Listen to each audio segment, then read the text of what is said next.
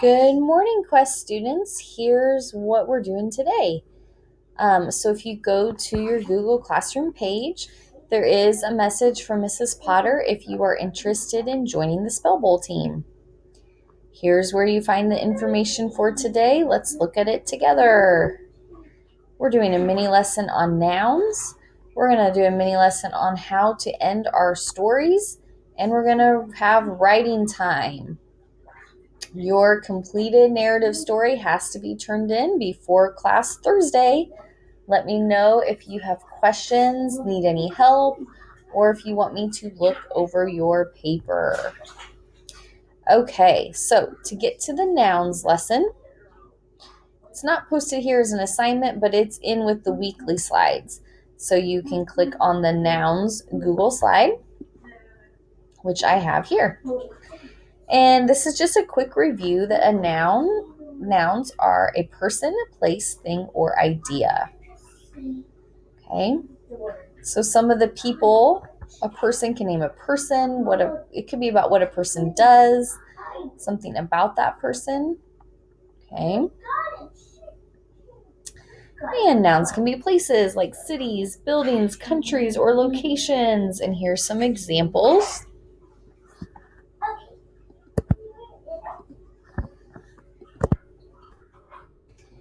And nouns can be things or ideas. Okay. So some of the items down here, Seattle is probably more of a place, but cotton is a thing. Columbia is more of a place, but also can be a thing. Envy, though, is more of an idea, right? It's abstract. Proper nouns get capitalized and they name a specific person, place, or thing. So not just any boy, but Josh. Not just any teacher, but Mrs. Carey. Not just any school, but Greenfield Central Junior High School. Common nouns are generic. They're non-specific. So ocean, it's common. We're not talking about any particular ocean. We're just saying the ocean in general. Then there are also abstract and concrete nouns. So abstract, you can't see it, you can't reach out and touch it. It's more of an idea or a quality, like the idea of justice or jealousy. You can see people acting jealous, but you don't just see jealousy. There's also concrete nouns. These are the ones that are more common that you can actually see, taste, touch, hear, or smell. Collective nouns name a group.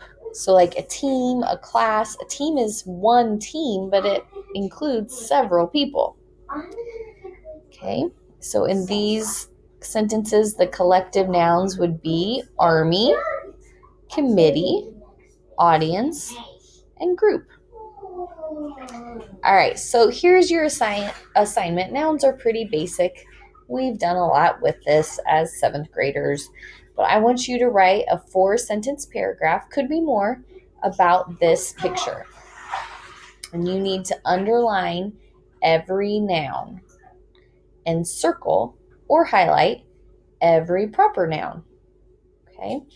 In class, kids are going to do this on paper, but since you're at home, you can just email me your paragraph about this crazy tortoise. Okay? Okay. Next on our list is the mini lesson about narrative endings. And so that's slides 67 through 69.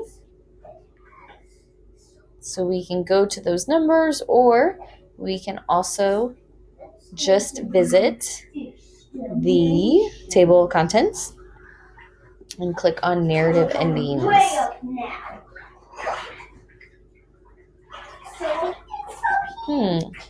There we go. All right, so ways to end a story. You guys have done such a good job, but now it's time to pack a punch with the ending of your story.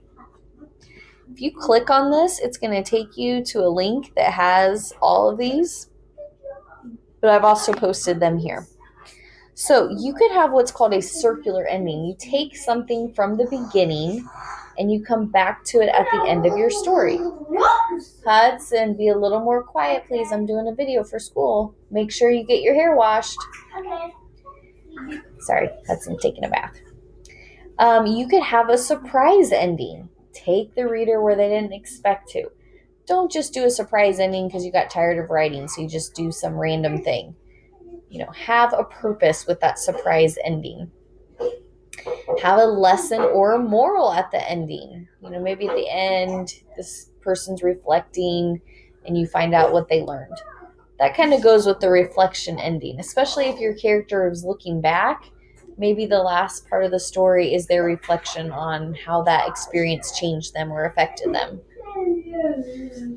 Maybe you have a warm, fuzzy, emotional ending, especially if you're doing like the natural disaster story. Or a cliffhanger. Again, you need to have it seem like there's an ending and then throw in that zinger cliffhanger. You can't just stop writing your story and say, that's a cliffhanger. It does not work that way. You could end with a question that makes the reader think. You could end with something funny at the end. You could end by just describing this powerful image.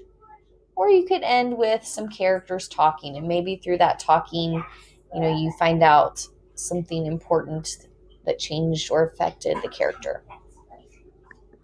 So those are some ideas on finishing your story.